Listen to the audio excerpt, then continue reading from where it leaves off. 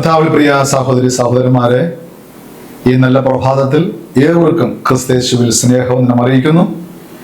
കഴിഞ്ഞ നാളുകളിൽ മിഷൻ സെവനിലൂടെ നമ്മൾ കേട്ടുകൊണ്ടിരിക്കുകയും കണ്ടുകൊണ്ടിരിക്കുകയും ചെയ്തുകൊണ്ടിരിക്കുന്ന ഈ പ്രഭാത ജാഗരണം എല്ലാവർക്കും ഒരു അനുഗ്രഹമാണ് എന്ന് ഞാൻ വിശ്വസിക്കുകയാണ്. ഇന്ന് ഈ രാവിലെക്കാലം നമ്മുടെ ചിന്താ വിഷയം ഇപ്രകാരമാണ്: നമ്മുടെ ദിവ്യ അഭിഭാഷകനിൽ ആശ്രയിക്കുക. നമ്മുടെ ദിവ്യ അഭിഭാഷകൻ ഈ ചിന്താവിഷയത്തെ ആസ്പദമാക്കിയാണ് ഇന്നത്തെ നമ്മുടെ പ്രഭാത ജാഗരണം. ദൈവം നമ്മെല്ലാവരും അനുഗ്രഹിക്കുമാറാകട്ടെ. നമ്മുടെ ശ്രദ്ധയോടെ പ്രാർത്ഥനയോടുകൂടെ നമുക്കായിരിക്കാം. ഇനി വേദഭാഗം നമുക്ക് നൽകിയിരിക്കുന്ന വെളിപ്പാട് പുസ്തകം 12-ാം അധ്യായം 12-ാം വാക്യമാണ്. ആകയാൽ സ്വർഗവും അതിൽ വസിക്കുന്നതിനുമായുള്ളവരെ ആനന്ദിപ്പിൻ, ഭൂമിക്കും സ്വർഗത്തിനും അയ്യോ കഷ്ടം. പിശാച് തനിക്ക് അല്പകാലമേ ഉള്ളൂ എന്നറിഞ്ഞു മഹാക്രോധത്തോടെ നിങ്ങളുടെ അടുക്കൽ ഇറങ്ങി വന്നിരിക്കുന്നു. Praise the Lord. ദൈവനാമം മഹത്വപ്പെടുമാറാകട്ടെ. നമ്മൾ കേട്ടതായ വേദഭാഗം നമുക്ക് എപ്പോഴും നമ്മൾ വായിച്ച് പഠിച്ചവരും ധ്യാനിച്ചവരുമാണ്. ഇത് പ്രത്യേക സേവന അഡ്മിനിസ്ട്രേറ്റർമാരുടെ ഏറ്റവും ധൈര്യപ്പെടുത്തുന്ന ഒരു വചനമാണ്, അല്ലെങ്കിൽ നമ്മളെ എപ്പോഴും ചിന്തിപ്പിക്കുന്ന ഒരു വചനമാണ് നമ്മൾ കേട്ടത്. ഇവിടെ നമ്മൾ ചിന്തിക്കുമ്പോൾ ദൈവകൽപ്പന പ്രമാണിക്കുന്നവരും യേശുവിനോട് വിശ്വാസം കാത്തുകൊള്ളുന്നവരെ നിഷ്കരുണം വധിക്കുവാനും അവരെ ഇല്ലായ്മ ചെയ്യുവാനും സാത്താനും അവന്റെ സൈന്യവും ജാഗരൂകരാണ് എന്നുള്ള കാര്യം മറന്നു പോകരുത്. പ്രത്യേകിച്ച് സെവന്ത് അഡ്വന്റിസ്റ്റ് സഭ എന്നുള്ളത് സാത്താന്റെ നോട്ടപ്പുള്ളികളാണ് എന്നുള്ള കാര്യം മറന്നു പോകരുത്. മാത്രമല്ല, വർഷങ്ങൾക്ക് മുമ്പ്, എത്രയോ നൂറ്റാണ്ടുകൾക്ക് മുമ്പ് ദൈവകൽപ്പനയും യേശുവിനെ വിശ്വാസം കാത്ത ദൈവമക്കളെ ചതിയിലൂടെ, ഉപായത്തിലൂടെ, അതുപോലെ കുപ്രചരണങ്ങളിലൂടെ വീഴ്ച വരുത്തിയ ഒരു ലോകം നമ്മുടെ മുമ്പിലുണ്ട്. ഇന്നും നമ്മളെ പൂർണ്ണമായി നിഷ്കരണം വധിക്കുവാൻ അവന്റെ സൈന്യവും നമ്മുടെ മുമ്പിലുണ്ട് എന്നുള്ള കാര്യം മറന്നു പോകുന്നു. ഇവിടെ നമ്മൾ ചിന്തിക്കുമ്പോൾ ഇവിടെ ലോകം തന്റെ അധീനതയിലാണെന്ന് സാത്താൻ എപ്പോഴും വിശ്വസിക്കുകയാണ്. ഈ ലോകം തന്റെ നിയന്ത്രണത്തിലാണ്. താൻ ചിന്തിക്കുന്നതും താൻ പ്രവർത്തിക്കുന്നതെല്ലാം തന്റെ അധീനതയിൽ ആണ് എന്ന് സാത്താൻ ചിന്തിക്കുകയാണ്. പക്ഷേ ഇവിടെ ന്യൂനപക്ഷമായ ഒരു കൂട്ടം ദൈവകൽപ്പന യേശുവിന്റെ വിശ്വാസം കാത്തുകൊള്ളുന്ന വിശ്വാസികളുണ്ട്.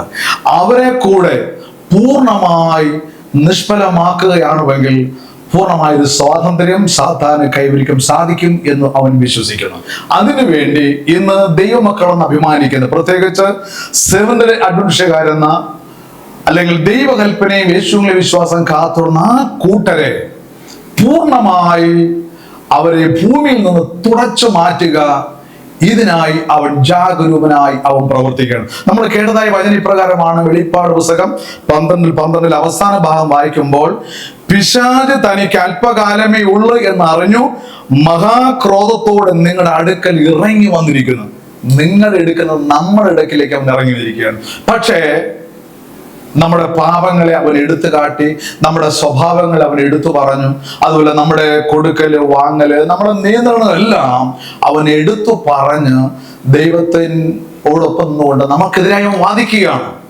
അവൻ ശരിയല്ല, അവൻ പാപിയാണ്, അവൻ ദോഷമുള്ളവനാണ്, കൽപ്പന ലംഘിയാണ്, ദൈവത്തിനെതിരായി അവൻ പ്രവർത്തിച്ചവനാണ്. ഇങ്ങനെ 100 ദുര ആരോപണങ്ങൾ ഒരു ദൈവത്തിനെതിരായി അവൻ ദൈവത്തോടെതിരായി വാദിച്ചുകൊണ്ടിരിക്കുകയാണ്.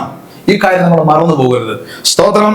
മാത്രമല്ല പ്രിയ ദൈവമക്കളെ, ഇസ്രായേലിനെ നശിപ്പിക്കുവാൻ പുറജാതി രാജ്യങ്ങളെ സ്വാധീനിച്ച പ്രകാരം ഇന്നും ശത്രുവിന്റെ കൈകളിൽ ഏൽപ്പിക്കുക മാത്രമല്ല, മറ്റ് ദിവ്യ നിയമങ്ങളെ ലംഘിച്ച് മാനുഷ്യകൽപ്പനയെ അനുസരിക്കുവാൻ അവർ നിർബന്ധരാക്കും. ദൈവത്തോടും കർത്തവ്യങ്ങളോടും സത്യസന്ധരും വിശ്വസ്തരും ആയവർക്ക് ഉപദ്രവം ഉണ്ടാകുകയും പല നിയമങ്ങൾ ഈ ലോകത്തിലേക്ക് കൊണ്ടുവരികയും ഈ നിയമങ്ങൾ ഈ ന്യൂനപക്ഷമായ ദൈവകൽപ്പന യേശുവിന്റെ വിശ്വാസം കാത്തുകൊള്ളുന്നവരുടെ മേൽ അവൻ അടിച്ചേൽപ്പിക്കുകയും അവൻ ലോക രാഷ്ട്രങ്ങളെ ഇളക്കി വിടുകയും ചെയ്യും എന്ന് ദൈവത്തിന്റെ വചനം നമ്മളെ ശക്തമായി പഠിപ്പിക്കുന്നു. പക്ഷെ ഇവിടെ ഈ ലോകത്ത് നമ്മൾ നിലനിൽക്കണമെങ്കിൽ ഒരേ ഒരു ആയുധം മാത്രമേ ഉള്ളൂ.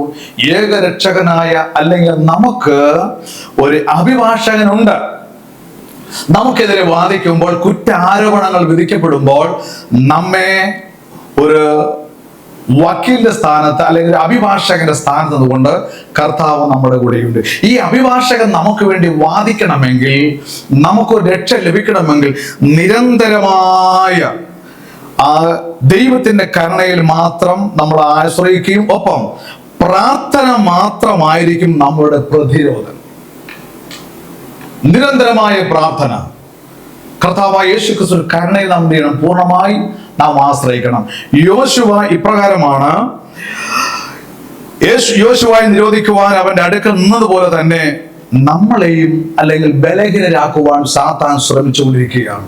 പ്രിയ ദൈവമക്കളെ, ഈ തരുണത്തിൽ നമ്മളെ പൂർണ്ണമായി നിഷ്കാസനം ചെയ്യുവാൻ സാത്താനും അവന്റെ സൈന്യവും നമ്മുടെ ഓരോ ചെയ്തികൾ അവൻ എടുത്തു കാട്ടി കർത്താവായ യേശുവിനോട് അവൻ വാദിക്കുമ്പോൾ നമ്മുടെ പാപങ്ങളെ ക്ഷമിക്കുവാനും നമ്മുടെ കുറവുകളെ ക്ഷമിക്കുവാനും ഉപരി നമ്മുടെ സ്വർഗത്തിന്റെ മക്കളാക്കി തീർക്കുവാനും ദൈവം നമ്മെക്കുറിച്ച് ആഗ്രഹിക്കുക മാത്രമല്ല, അവൻ ഒരു അഭിഭാഷകനായി നമുക്ക് വേണ്ടി പ്രവർത്തിക്കുന്നു. സാത്താൻ എത്ര തന്നെ നമുക്കെതിരെ വാദിച്ചാലും, സാത്താൻ എത്ര തന്നെ നമ്മുടെ മേൽ അവൻ ആരോപണങ്ങൾ കൊണ്ടുവന്നാലും, യേശു ഇപ്രകാരം പറയുന്നത് അത് എങ്ങനെയാണ്?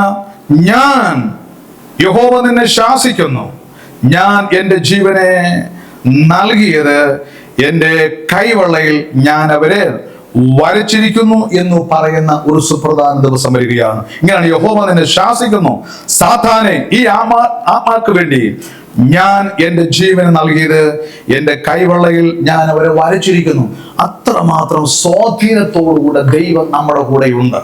ഏത് പ്രതിസന്ധിയിൽ വന്നാലും, ഏത് ആപത്തുകൾ വന്നാലും, ഏത് ദുരുപദേശങ്ങളാൽ നമ്മളെ കുഴപ്പിക്കുന്ന അനുഭവം നമ്മളെത്തിയാലും നമുക്കൊരു അഭിഭാഷകനുണ്ട് നമുക്ക് വേണ്ടി വാദിക്കുവാൻ. ആ ദൈവത്തിൽ പൂർണ്ണമായി നമുക്ക് ആശ്രയിക്കാം.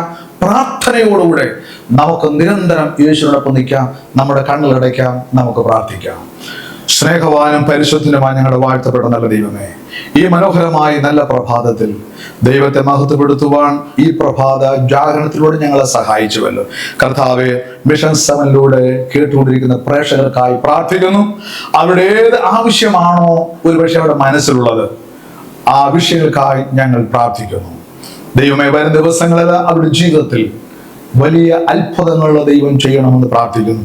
പ്രശ്നങ്ങൾ, പ്രതിസന്ധികളൊക്കെ നമ്മുടെ ജീവിതത്തിൽ വരുമ്പോഴും ഞങ്ങൾക്കൊരു അഭിഭാഷകനുണ്ട്, നമ്മെ കരങ്ങളിൽ വഹിക്കുവാൻ, ഉള്ളം കരങ്ങളിൽ വരച്ച് നമ്മളെ താങ്ങുന്ന ഒരു ദൈവമുണ്ട്. ആ ദൈവത്തിൽ ആശ്രയിപ്പാൻ ഞങ്ങളെ സഹായിക്കണം. യേശുവിൻ നാമത്തിൽ പ്രാർത്ഥന അവിടെ കേൾക്കണം. സ്വർഗീയ നല്ല ദൈവമേ, ആമേൻ.